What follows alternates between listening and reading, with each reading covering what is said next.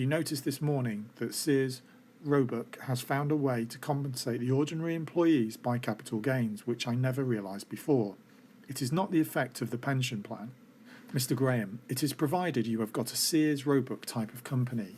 If you had an ordinary company, let me add this, and this is very important, if you took an ordinary company at random on the New York Stock Exchange and tried to put in the Roebuck type of plan, not only would it be true that the returns would be comparatively small as against Sears Roebuck, but I think it would be impossible to maintain such a plan. Types of variations in results in the stock prices from year to year, the people just would not have the guts to keep up a plan of this kind in the ordinary company. Mr. Chairman, well, a company like General Motors could do it, could it not? Mr. Graham, I think so, yes. The Chairman, do you know whether other funds have this system of paying into the pension fund as much as 10% of their income before taxes as compensation really to their employees without paying the normal tax rate? Mr. Graham, well, the only difference is the 10% figure that you're mentioning. 10% is a fairly high figure, but it is by no means unexampled. I wish you could think of the other companies, but there have been instances I know of more than 10% of the earnings going to a combination of executive and run-of-the-mill employee compensation. The Chairman, I do not believe the compensation to the executives was included in this morning's testimony. Mr. Graham, the executives are part of this, but they are limited to this $500 a year figure, or whatever the maximum is.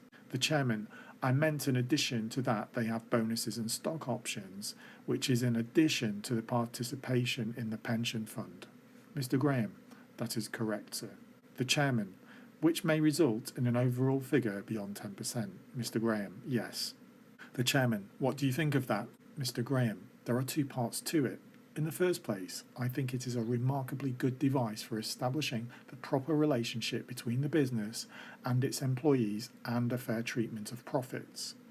As I said in the beginning, we have a similar approach in our government employees insurance company, and it has worked out very well for us and the employees. The tax status, of course, is another matter.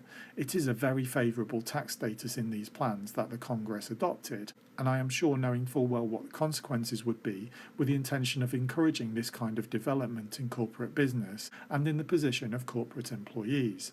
I think personally, even at the cost of some loss of revenue to the Treasury, it would be very desirable to encourage the development of medium-sized capitalist or in any event happy and prosperous employees at the end of their working career. The Chairman, I agree with you as far as you go. It is a fine thing if you look at only that. What do you say about these people who have no way of adjusting their income to capital gains and have to pay the straight tax? What is your answer to them?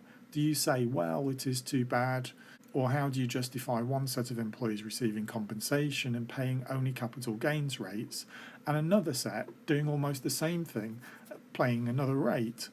If you were in my place and they blamed you for all the governmental policies, what would you say to them? Mr. Graham, I would say what we are talking about is a marginal part of the total compensation of employees. In the Sears Roebuck case, of course, it is not so marginal because you have had this extraordinary success of the corporation itself. But if you take a typical corporation which sets aside 10% of its earnings for this purpose, the amount of additional gains and income to the employees would represent not an inconsiderable part of their earnings, but at least a minor part of their earnings, and the tax advantage, I should think, should be accepted philosophically because of the desirable consequences that flow from it.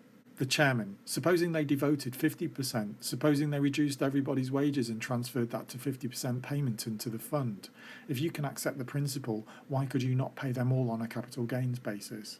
Mr. Graham, no, the principle cannot be accepted to an unlimited application, and the present Act, if I understand it correctly, imposes a limitation on that. The amounts which can be put to benefit of employees in pension funds and profit-sharing funds, I believe, are limited to 15% of the compensation in each year.